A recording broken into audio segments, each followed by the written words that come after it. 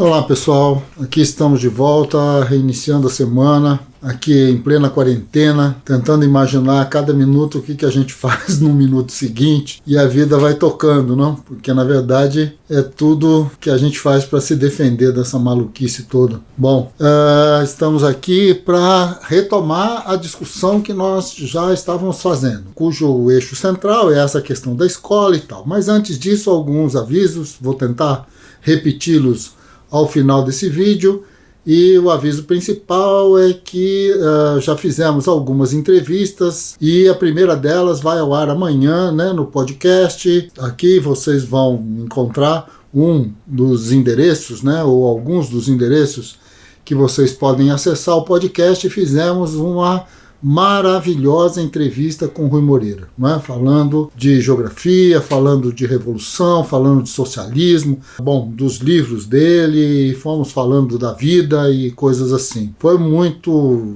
interessante, né?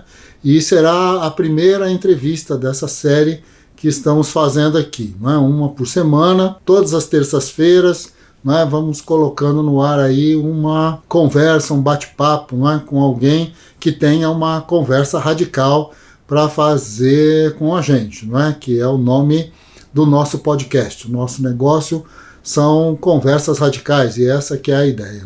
Muito bem, retomando aqui algumas das questões que foram colocadas aí no transcorrer da semana passada e que precisamos aqui retomar como tema, e preparar, inclusive, uma leitura, ou, para melhor dizer, para escutar aí as entrevistas que vêm aí para frente, principalmente a de amanhã, que é de Rui Moreira. Então, a grande questão, retomando aí o problema da instituição escola enquanto uma instituição geopolítica, e enquanto uma instituição geopolítica justamente porque está distribuída pelo mundo inteiro, porque de alguma maneira realiza essa contradição entre um processo de subversão do pensar das famílias, das relações mais, digamos, mais reduzidas, mais relacionadas aí à aldeia, aos pequenos grupos, de acolhimento das crianças, das novas gerações, para um discurso de caráter planetário. Essa passagem, como já dissemos várias vezes, tem aí seu caráter revolucionário, tem o seu caráter subversivo, e ao fazer isso também estimula então um conjunto de pessoas na tentativa de controlar alunos, de controlar gerações, de controlar discursos, de controlar professores. Terminamos então falando da necessidade de uma escola onde o aluno tenha, digamos assim, esteja mergulhado e tenha à sua disposição a possibilidade de experimentar as artes, de experimentar os diversos campos do conhecimento humano, desde a pintura até a dança, desde a dança até a gramática, desde a gramática até a filosofia, geografia, física, química e assim sucessivamente, e tudo isso de uma vez. A ideia, portanto, é conquistar essa disciplina e conquistar essa subversão. Muito bem, estamos nesse contexto e já vamos para o assunto propriamente dito. Nós estamos envolvidos num processo de pressão extremamente importante. E esse processo de pressão ele está diretamente relacionado à história da escola no Brasil. Nós viemos, digamos assim, de uma escola pública que aparece principalmente a partir dos anos 30, 40, 50, vai acompanhando paulatinamente o processo de urbanização, e dentro desse processo de urbanização vai se criar uma escola para uma elite, vamos dizer assim. A escola pública, num primeiro momento, é uma escola de elites. Havia necessidade de se fazer exames, de fazer verdadeiros vestibulares para as crianças, os tais exames de admissão que sobreviveram até os anos 60. Muito que bem. Nesse sentido, então, a escola, ao se socializar, ela, digamos assim, ao se tornar uma oferta pública muito mais ampla do que a que existia até os anos 60, começo dos anos 70, ela também abre no Brasil a necessidade de uma quantidade imensa de professores que não existiam. Vai se fazer, então, um processo onde migração, urbanização, escolarização são 3 elementos que se juntam dentro da formação social brasileira. E esses 3 elementos se juntam de uma maneira bastante complexa. Em primeiro lugar, porque a formação de professores se torna algo absolutamente aligeirado. Há necessidade, então, de reduzir custos para a formação de professores. Surgem, então, nesse contexto, os cursos de ciências, os cursos de licenciatura curta, os cursos de estudos sociais. Surgem as disciplinas, de uma maneira ou de outra, elas vão e vêm em todos os países do mundo, algo parecido com educação moral e cívica, organização social e política do Brasil, que é o discurso de Estado dentro da sala de aula, o que é uma coisa, digamos assim, é a representação dessa necessidade de controle sobre o processo de subversão que a escola provoca e de um controle que tem a escala do Estado Nacional. Isto é extremamente importante de se ver. Nós não estamos falando exclusivamente da relação com a família, com a religiosidade, mas estamos falando da escala do Estado Nacional, que é algo que se espalha pelas escolas de praticamente todo o mundo e em momentos diferentes da história dos países, não é?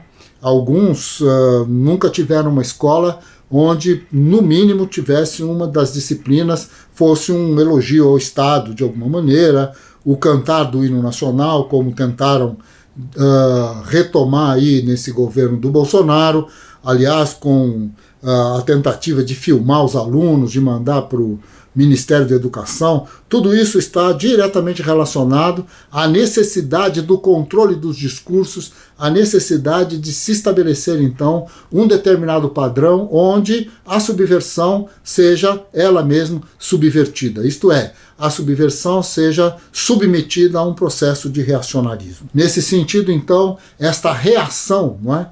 Que teve um nome aí de escola sem partido, que teve, então, como já comentamos aqui, coisas como a discussão, a proibição, digamos assim, do uso de discussões sobre a questão de gênero, se é que isso tem algum sentido, não é?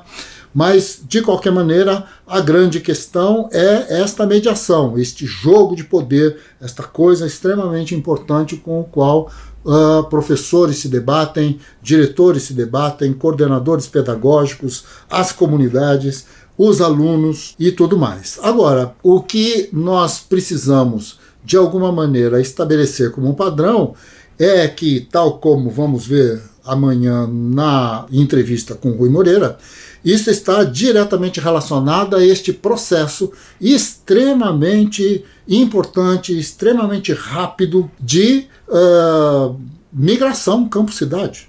90 e tantos por cento, ou quase 90%, não me lembro exatamente qual é o dado estatístico, hoje da população brasileira vive em cidades. Mas, como Rui comentou ontem, e assim vale prestar atenção, é uma cidade sem urbanidade. A ida para a cidade não estabeleceu como prognosticou ou propôs Henri Lefebvre, que a ida à cidade estivesse diretamente relacionado a se apropriar do direito à cidade e, portanto, das relações urbanas. Mas, na verdade, essa estrutura produtiva extremamente violenta, extremamente, digamos assim, marginalizadora, ela vai estabelecer, então, uma cidade sem urbanidade, uma cidade sem meios de sobrevivência para uma parcela considerável da população que agora tem que enfrentar alguma coisa como o coronavírus ou coisa desse gênero,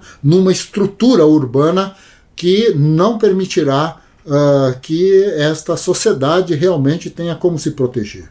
Isto é uma violência indescritível e que a escola, de alguma maneira, expressa isso. De alguma maneira está na cabeça dos professores a existência das tais escolas públicas como escolas de segunda categoria em relação às tais das escolas particulares. Mais do que isso, as escolas de periferia como uma escola, então, de terceira categoria em relação às escolas públicas. E, nesse sentido, vamos nós, os professores, com uma formação extremamente aligeirada, tentando estabelecer uma relação com os discursos da urbanidade, sem que uma parcela de nós tenhamos jamais vivido relações realmente urbanas. É esta contradição que nós voltaremos então a discutir na quarta-feira, ok? Amanhã temos aí, vamos novamente acompanhar a primeira entrevista, Conversas Radicais, onde entrevistamos o geógrafo Rui Moreira, não é? E, bom, espero que vocês gostem, espero que vocês continuem aí acompanhando esses vídeos, acompanhando as nossas entrevistas, né, que sinceramente estão extremamente interessantes, né? Um abraço a todos e até quarta-feira. Amanhã, Rui Moreira. Até mais.